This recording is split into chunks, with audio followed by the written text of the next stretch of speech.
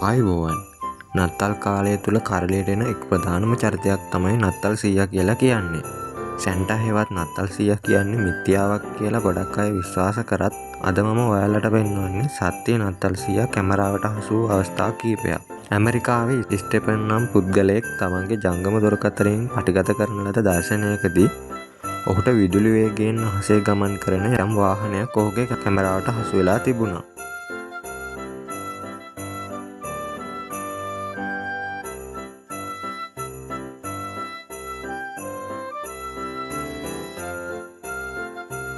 මේ දර්ශන පෙළ පටිගත කරලා තිබුණේ ගුවන් යානයක ගමන් කරමින් සිටි මගියෙක්.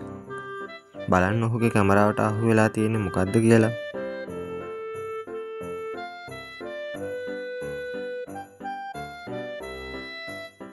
ඇත්තටම නත්තල් සීයා හිටියත් නැතත් නත්තල් සීයා කියන චරිතයේ සැබෑ අර්ථය වන්නේ Tamanට හැකි පමණින් අපි හැමෝම නැතිබරි මිනිසුන්ට උදව් කරන්න ඕන කියන එක.